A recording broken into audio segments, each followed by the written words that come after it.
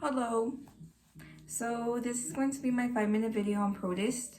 In this case, the one I chose was the type 1 protist, which is brain-eating amoeba.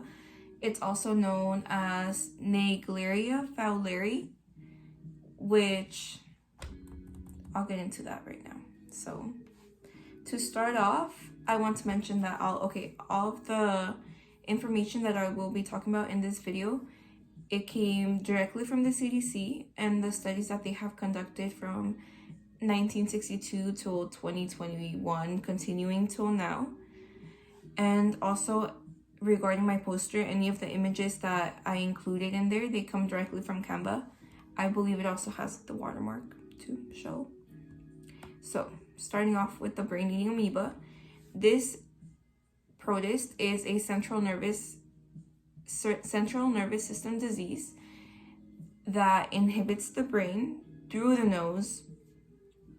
So how does it do this? The way it does this is from lakes. Once a person gets into a lake, the protist has the opportunity to inhabit the person through the nose, up the nose. So with that said, I also want to mention the age group that this protist harms, which I did a lot of research on this and I couldn't really find like a specific age range. It targets, I believe the youngest person that this protist targeted was a 12-year-old, but there wasn't a really specific age group. What I did find out though was that it did inhabit a lot of teens and males. Specifically just like the CDC mentioned, that the connection that this certain group, they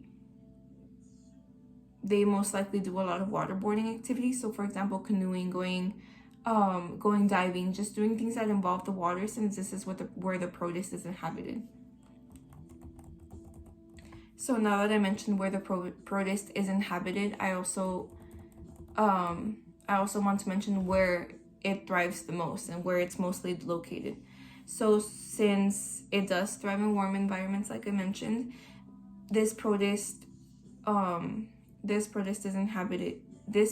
resides in mostly the southern states. So for example, Florida, Texas, New Mexico, California, Oklahoma,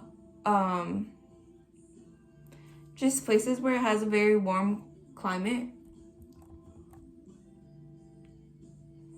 So also, now that I mentioned where it's located, so what happens if you do get this protist? What happens if you do end up going into a lake and this protist goes up your nose? How will we know if you have this protist? How do biologists know this? Well, some of the symptoms, they are separated in stage 1 and stage 2, just like, for example, just any disease has the stages.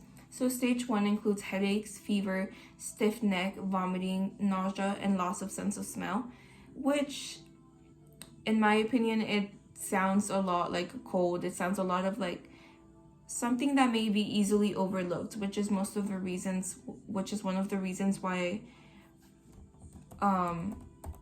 this disease goes unnoticed and why it is so fatal. As far as treatments, since this disease does not have a rapid test, it takes a long time to figure out what it is. Based on my research, I found out that it was around from 6 weeks to 9 weeks that the doctors figure this out.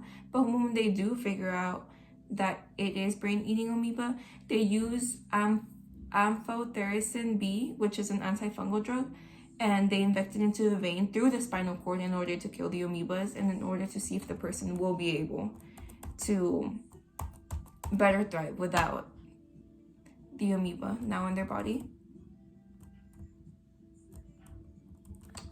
But overall, through researching this brain-eating amoeba, I was really surprised on just all of the information that I found. I wasn't really expecting to find out that such a dangerous thing would be in just a lake or in a pond or in even soil. I found some information that mentioned it could be in soil close to lakes, of course. But overall, I think it was a very good warning for me in learning that this disease could be anywhere in any body of water, especially in Texas. But with that said, that is my small presentation on what this protist is. So yeah, just wanted to say thank you, and yeah, thank you for watching.